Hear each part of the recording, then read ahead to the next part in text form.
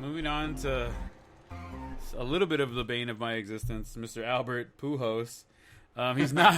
He's not ready to talk retirement. Really? You're not ready? Yep.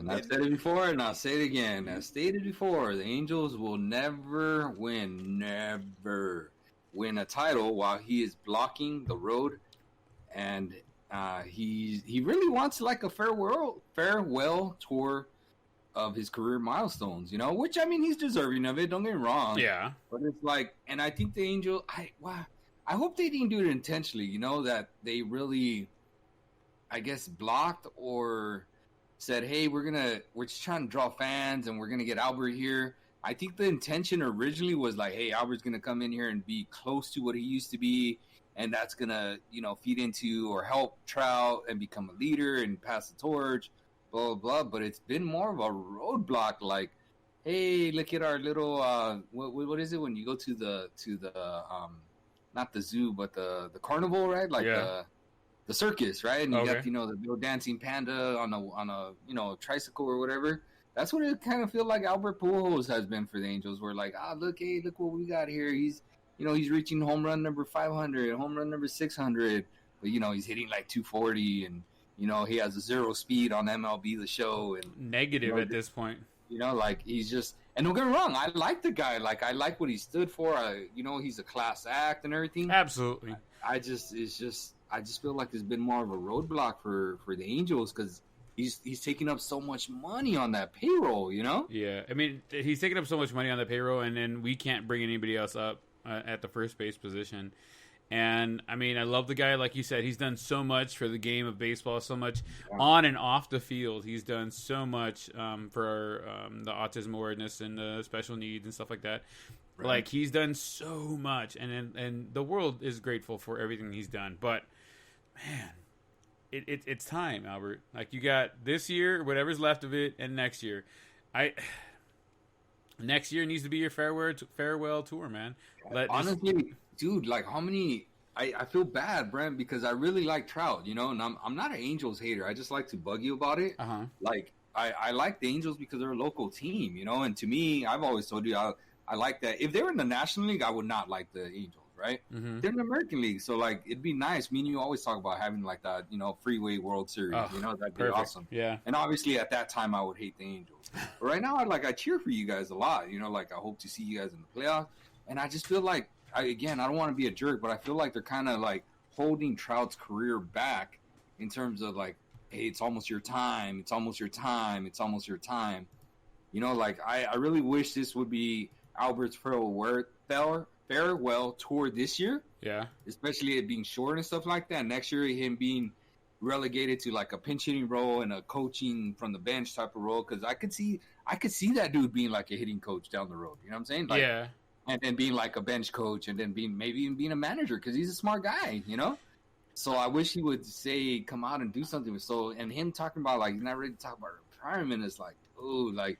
You realize you're just holding your team back, like at some point you got to realize you're being a little selfish and you need to do it for other people, not just yourself. Like, I get it. You still want to play.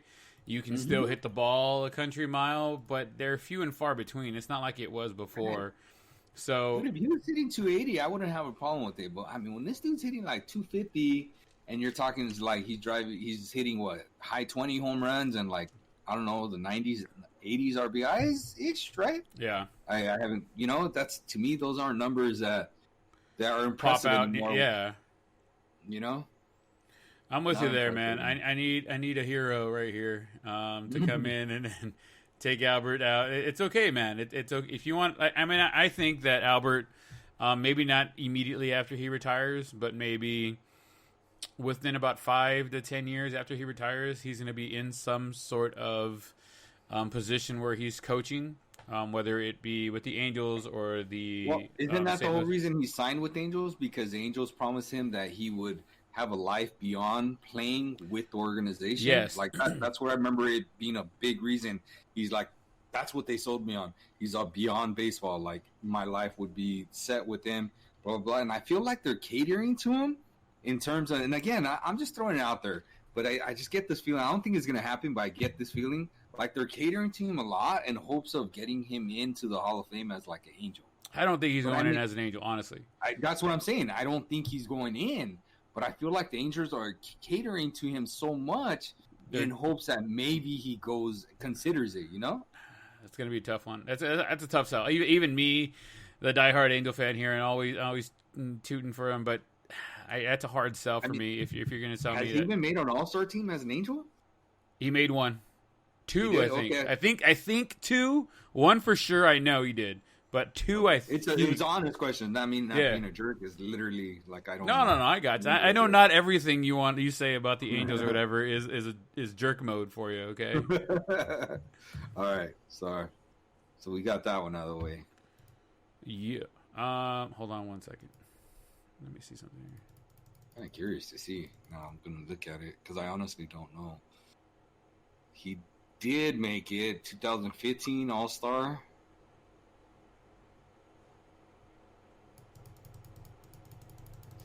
You're going to cut, I'm assuming, right?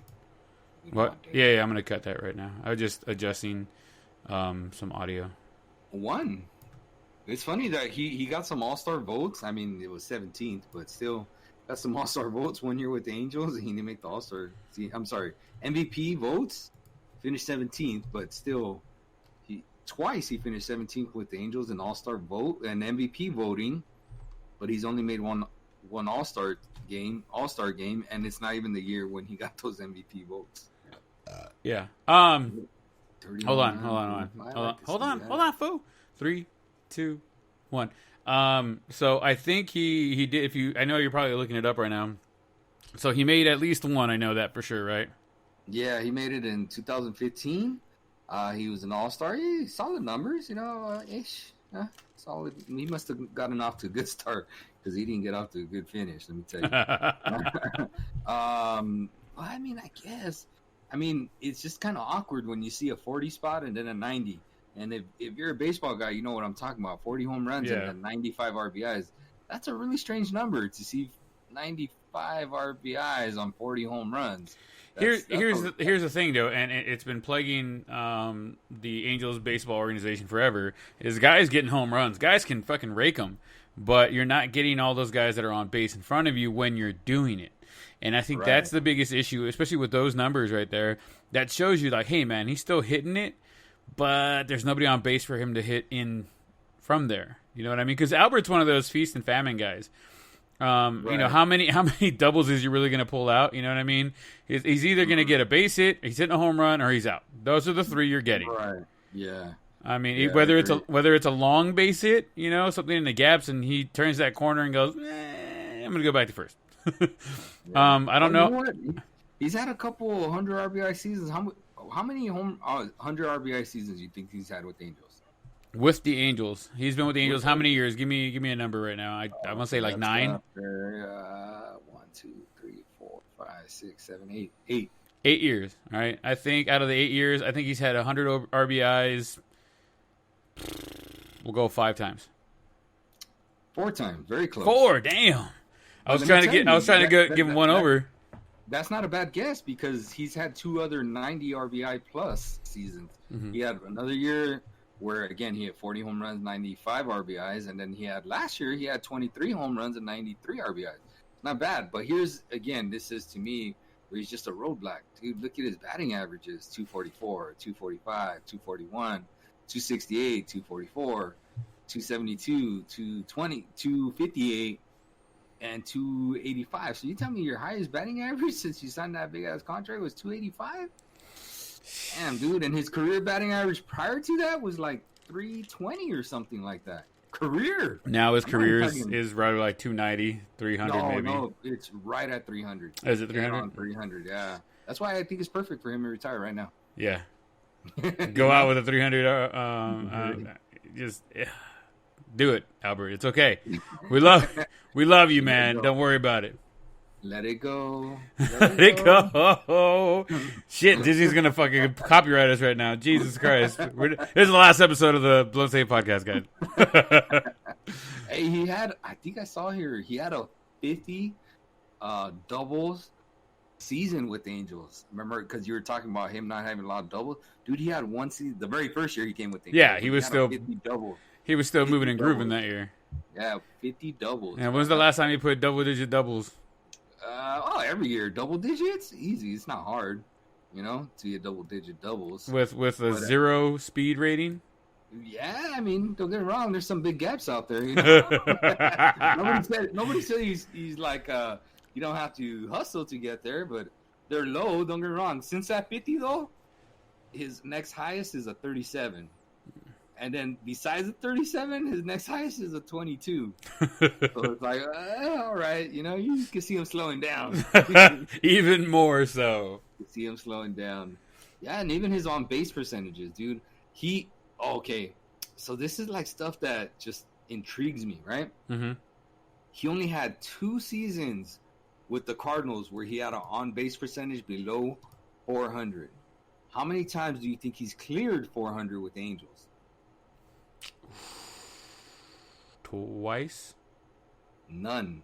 Wow. None. And that's what I do remember about him. He was just like an on-base monster. Like, that dude was on all the time. And it reflects on his runs scored because he's never cleared 100 runs scored with the Angels. Right. You know what I'm saying? He's got, 89 was his career high with the Angels. 89 and then 85 twice, and that's it.